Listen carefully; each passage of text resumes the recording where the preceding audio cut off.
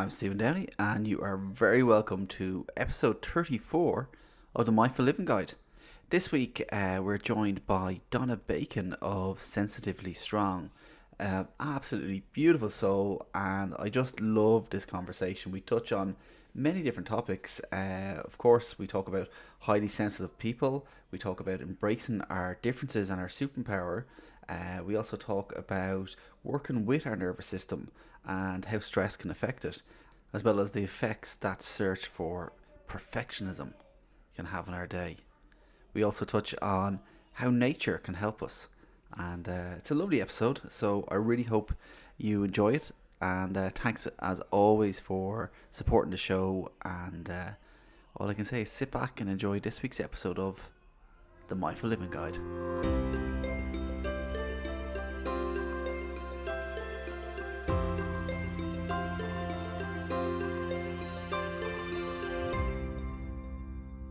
So you're very welcome to this week's episode of the Mindful Living Guide. I have the pleasure of another amazing guest, Donna Bacon, who I met many years ago at a beautiful meditation session in the Hill of Tara. Donna is a holistic psychotherapist, and she's also the founder of Sensitively Strong, a community for sensitive people. And I am fascinated to hear more about this beautiful community. And welcome, Donna, to the Mindful Living Show.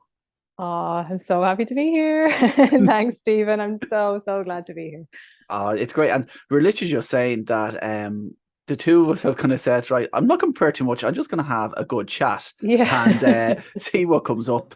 So listen, for the people that don't know you, can you give me just a quick background to yourself? Yeah. Of course. Yeah. Where do I start, Stephen? I know. I suppose I've been for as long as I can remember, I've just loved people, and I've kind of always had this deep kind of interest in just trying to understand people. So from a very young age, I was like, trying to make sense of things, going, what's going on there? So where my path took me was very much I went and studied psychology, and then I went on to clinical psychology, and then I did my counseling and psychotherapy training.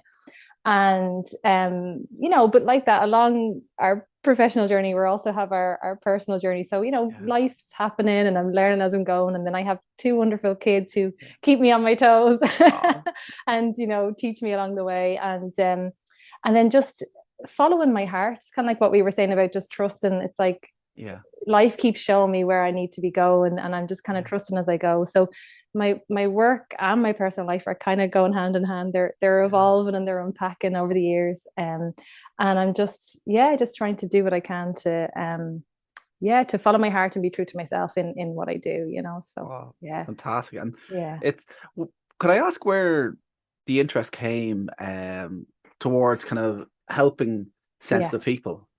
Before I ask that, is there a difference between empaths and sensitive people, or are they people on the same journey? They can be, yeah. I mean, if you go into the kind of, so Dr. Elaine Aron is the pioneer of this idea of the highly sensitive person, or the high sensitivity trait.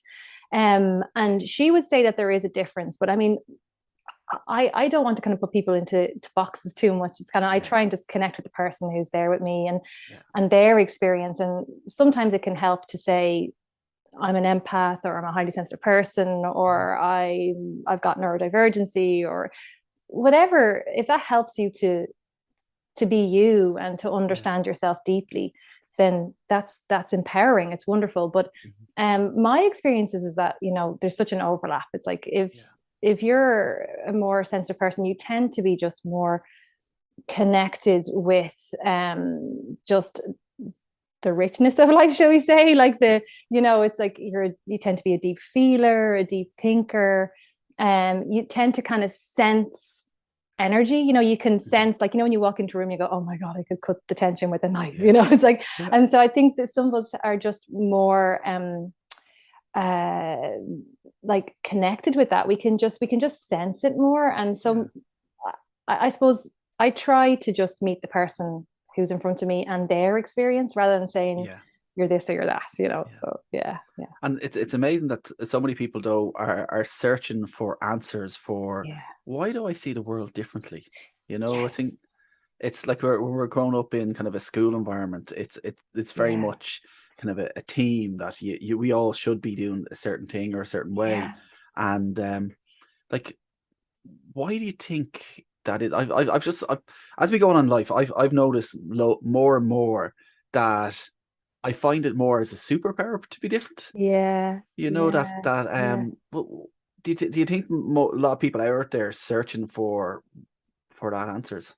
Do you know what? You're talking my language because this is something that's been coming up in my life a lot recently, and it's been happening in layers over the years around me recognizing my own sensitivity and embracing it and not seeing it as something that's a weakness or a flaw or anything.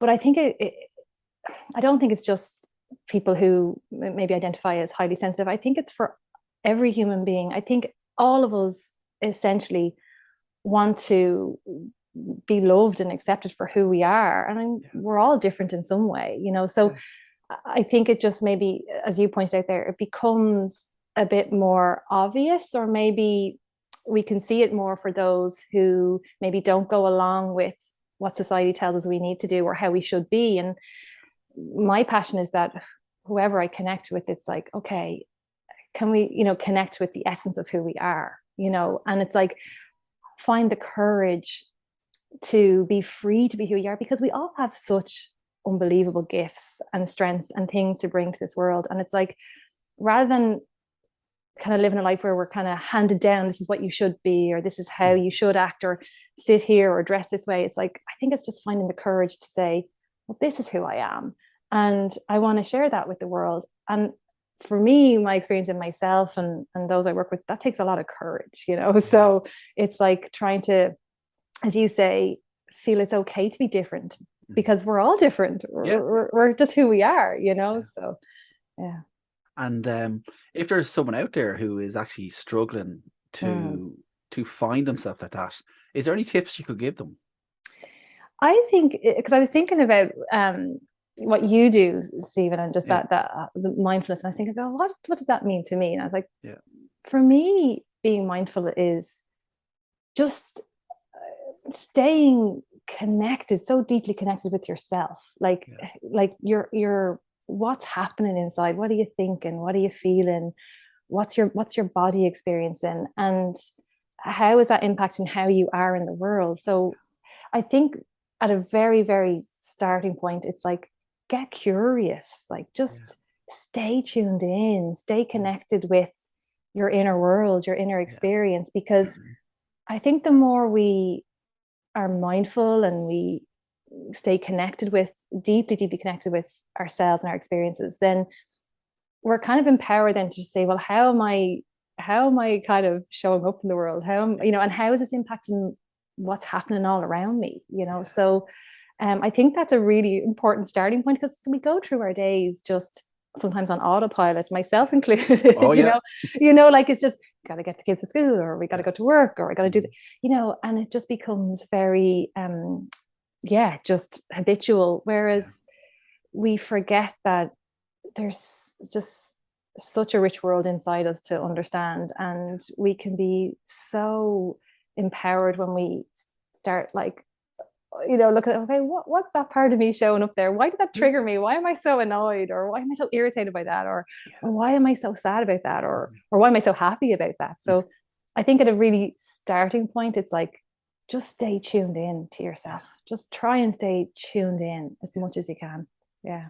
I love that idea of just curiosity. And it's one of the mindfulness principles that not many people talk about. You talk about like non-judgment, you talk about many, like, awareness, acceptance, all that.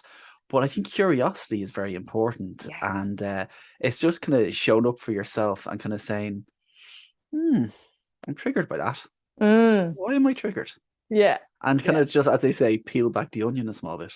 Yeah, absolutely. I mean, it's funny, because that was probably one of my greatest, I suppose, strengths, and that stood to me over. That's probably why I've gotten into this field. It's like, I'm like, ooh, tell me more about that. That's so interesting. But what I've seen, like I'm nearly 20 years in the field, and what I've seen is that we tend to be nearly afraid to go there, or we try Mhm. and just, avoid things or dismiss them or push them away. And usually that's just because we've never really been given the tools to know how to be with our emotions, or some Yeah. of those scarier, darker parts of ourselves that kind of tend to show up, or we Yeah. feel like, oh God, I shouldn't express it this way. And Yeah. we've been so kind of shaped into what's okay and what's not okay. But Yeah. I think, and that's why I say it takes courage, but you said it's just being curious and kind of going, oh, Mhm. what's that about? Yeah. And coming at it in a gentle way, and saying, oh, okay, what's that about? Yeah. So, Yeah. and not being afraid of it. Yeah. And it's all creating that little gap between stimulus and response, Yeah. and just kind of being able to put that little break on it, and Mm, the pause, just to kind yeah. of say, yeah, what's going on here? Yeah. It's What I've found, see, that's really interesting you say that, because kind of in more recent years, I've been learning a lot around, our nervous system, and I've come to understand when we can't pause, when it is okay. such a like a Yeah. it's like an instinctive reaction. It's, and then after you kind of calm down, you go, oh my God, like, where did that come from? Yeah. Or even if we have a little bit of awareness and we're like, okay, no, I'm going, the next time the kids do this, or the next time my partner does this, or the next time my Yeah. friend does this, I'm gonna like just take a breath and just, Yeah. and then we do the same old like reaction again. And I think one of the most empowering things for me on my journey is been learning about the nervous system, and Yeah. how so much of our thoughts and our emotions and our reactions, shall we say, is it lives in our body, lives in our nervous system. And it's usually from experiences that we've had when we're younger, Okay. that is kind of stored very deeply. So sometimes it's not always a conscious thing, it's kind of an Yeah. almost an automatic thing. So just for anyone out there who's kind of going, oh, I'm doing all this breathing and meditation and Yeah. I'm still not being able to practice the pause, it's like sometimes it can be good to explore the nervous system, and maybe with a therapist, or even just learning or reading things, just to understand that it's not necessarily your fault, and kind of bringing in that little bit of compassion and saying, okay, Yeah. there's something maybe a little bit deeper going on there, Yeah. that you can kind of look at and heal and work with, and bring that curiosity to it. But I know we can be hard on ourselves and saying Yeah. like, Yeah. oh God, I just reacted, or I just exploded again, or I just avoided or pulled away and I didn't show up the way I wanted to in an empowered way, Mhm. so And it's like from what you're saying, and if it's within your nervous system, then it's yeah, very deep down, and it's a subconscious trigger that's yeah, happening. yeah, Um, how how do we counteract that? yeah. I think the first step is that curiosity that we were saying, and Yeah. just maybe being fair and recognizing, do you know what, like I'll just give like a day-to-day example, even for Yeah. me, like, if the if for me it's like getting out on time or something Mhm. like that. It's like, I've been so conditioned, like, no, you need to be on time, so it's something that Yeah. I've kind of picked up along the way.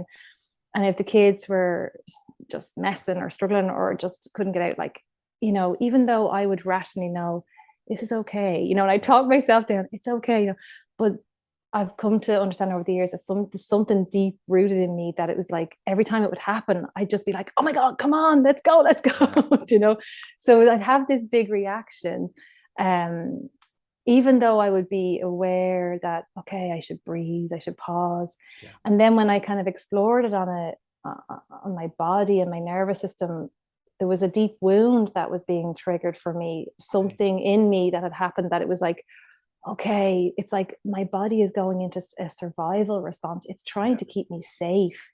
Yeah. So that kind of fight or flight response, or freeze or fawn, whatever our Yeah. response is, it's until we kind of start to give that part of us, that wounded part of us that shows up, a little bit of time and love and attention, Yeah. and start talking to it and start working with it. And you Yeah. can do that yourself, or you could do it with it. It's really good sometimes to do these things with a trusted therapist that Yeah. who's just can do this. But the liberation then that comes, and you go, Yeah. okay, that makes sense. That's where that came from. Mhm. And then when you're kind of soothing and regulating that part of you that shows up, you're more empowered then to practice the pause, Yeah. So, but I think the first point is getting curious and recognizing, you know what, maybe I do need to talk to someone who's trained in Yeah. polyvagal theory or the nervous system, because they'll be able to help me understand Yeah. why I'm struggling The to trigger. do all this, Yeah. And then we can start that journey of forgiveness to ourselves. Exactly. Oh, Yeah. exactly. That's it. Yeah. And whoever else may have been involved as well in this situation. Yeah. You're actually reminding me of when I was doing a lot of training in compassion, and there was a body scan that we used to do, and what you'd say to each part of your body would soften and soothe, soothe and soften. And you just feel that relaxation coming over, because there's so much tension that we build within our body for and I think you were kind of touching on it there about kind of like, and I'm listening to you and I'm going, this is a carbon copy of me trying to get out the door and be like, just make sure everything is perfect. And I think I shared a quote a long time ago, and it went along the lines of perfectionism is the root of all evil. And it's this struggle for us all to feel like we have to have everything perfect. And like, as you said, it could be perfection for you or me. It could be some other message that's, my friend got, like, about this is how you should be, or this, you're only okay, you're only accepted, you're only okay in the world if you do it this way. And so it's like, when we can't or when we don't do it, this deep shame or this deep wound comes up in us, and it floods our system, and we feel threatened in some way. And even though there's not a physical bear in front of us, our nervous system is still responding in the same way as if there was some sort of a bear in there. So it's going into that survival instinct. But what you were saying there, Stephen, is that's it. It's like connecting with those wounded parts of us and soothing them, loving them, like the way we would, with a child who's upset or scared. Or it's like just bringing in that softness, the calmness, the compassion, So there's a part of meditation actually that I do.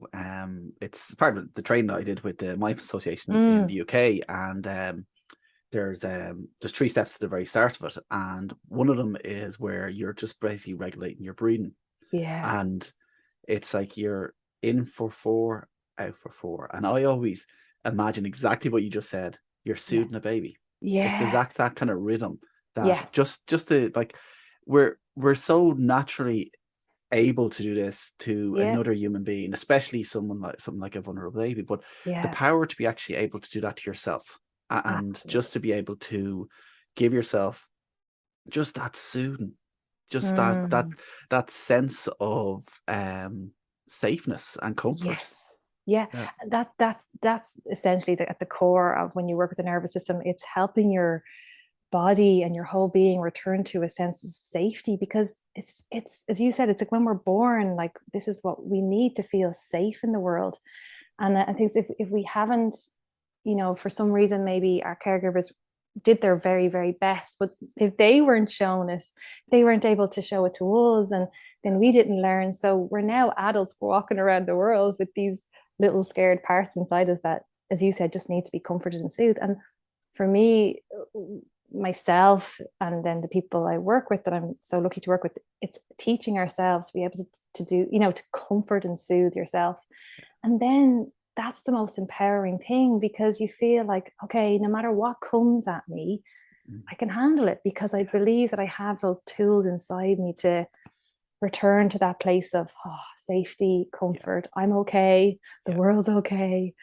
I've got this, so. Yeah, I think that's very, very powerful as well. And I literally was only talking to another guest about this similar thing there this morning.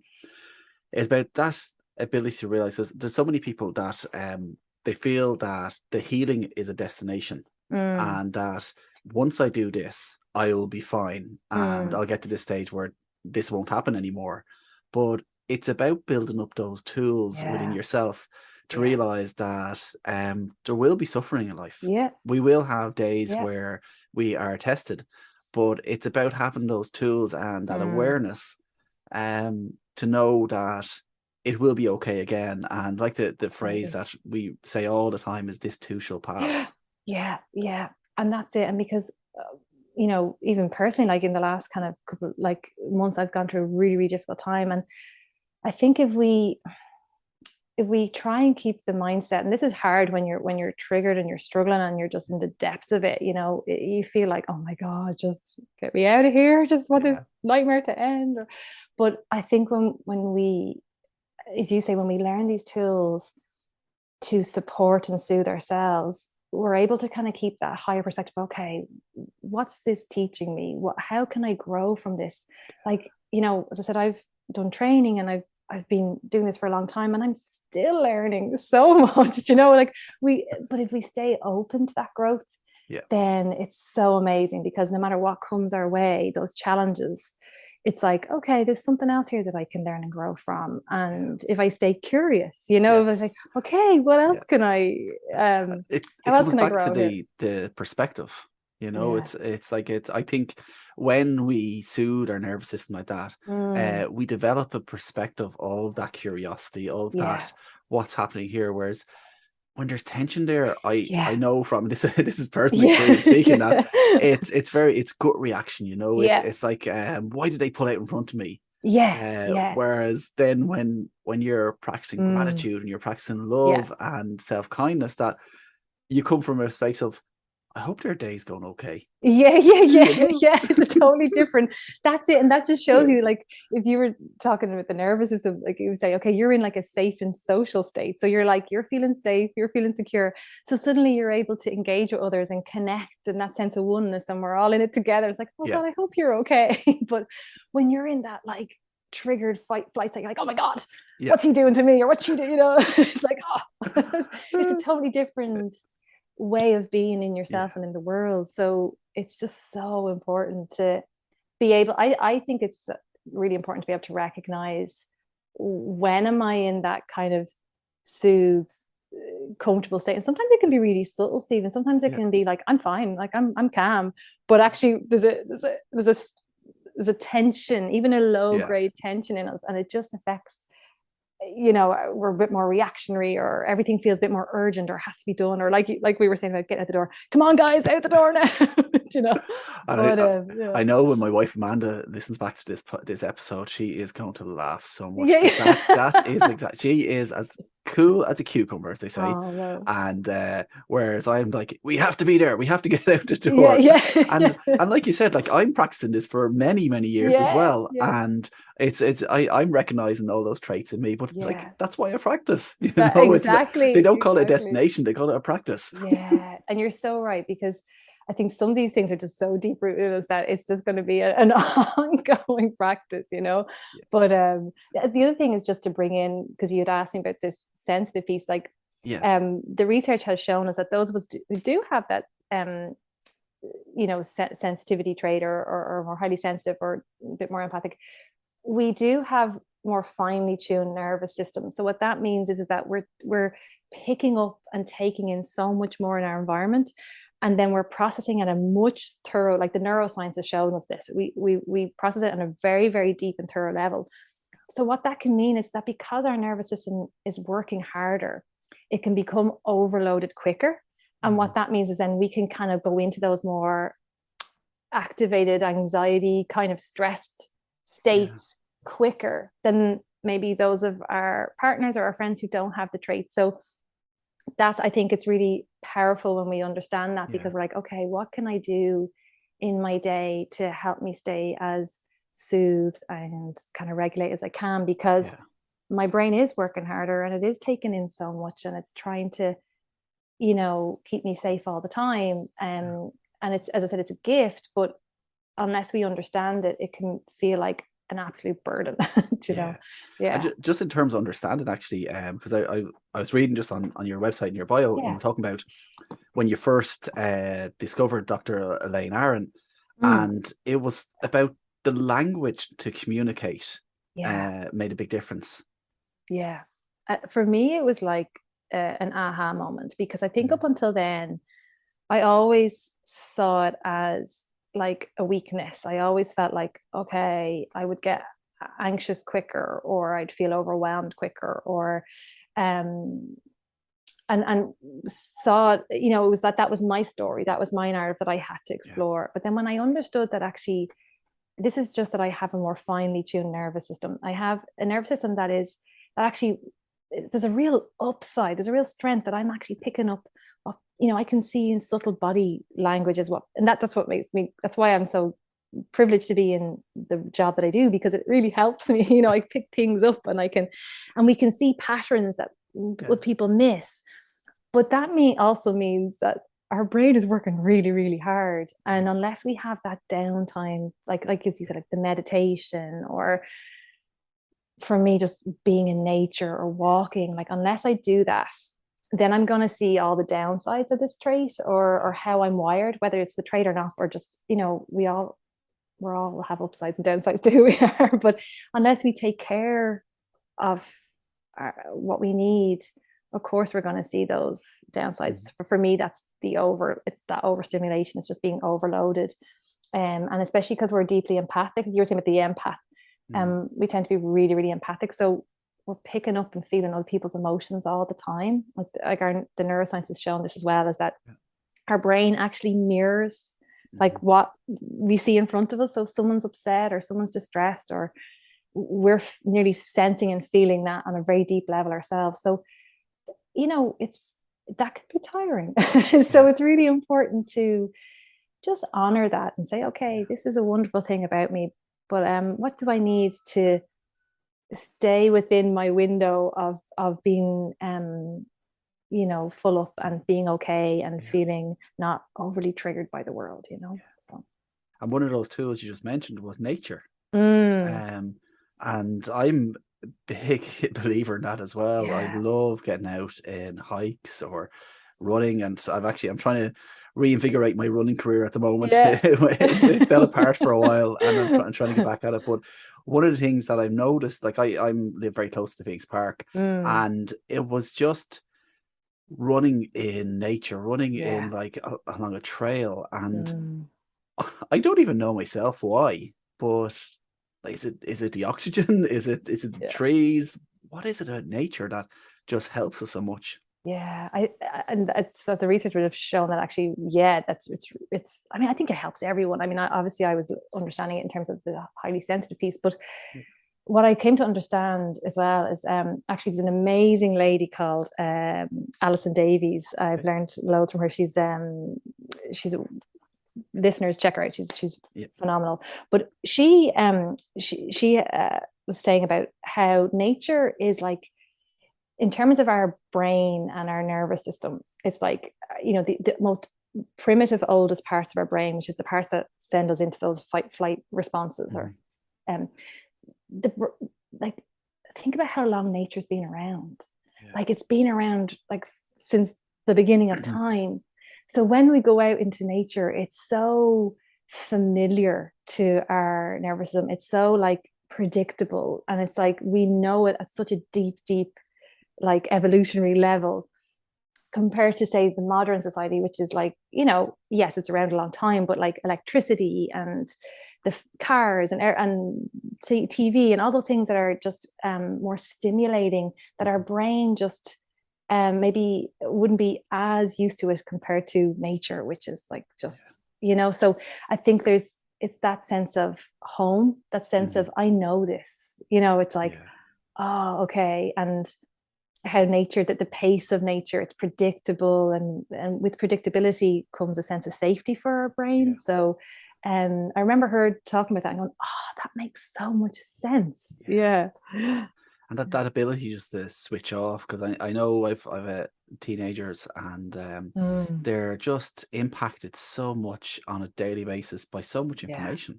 And just that ability just to switch off and just leave the phone at home, and not be triggered. And like, triggers aren't always a negative thing either. Exactly. Like, you could have a dopamine hit, which is a positive trigger that you're getting. And I know I had to switch off TikTok because I was curious about TikTok, because my daughter loves it and uses it a lot. And but I found that the algorithms are so fine tuned at giving you exactly what you love to see that I was like constantly just going, oh yeah, isn't that amazing? Isn't that? Yeah. And it's you could be on it for so long, and you're getting hit with all those stimulants that sometimes you just need to like get out in nature and Yeah. just Yeah. relax. Yeah. And so, and I love that you said that, because I think that's just, it's become part of our life, you know, like we're on our phones. And I said, it's not that it's a bad thing, but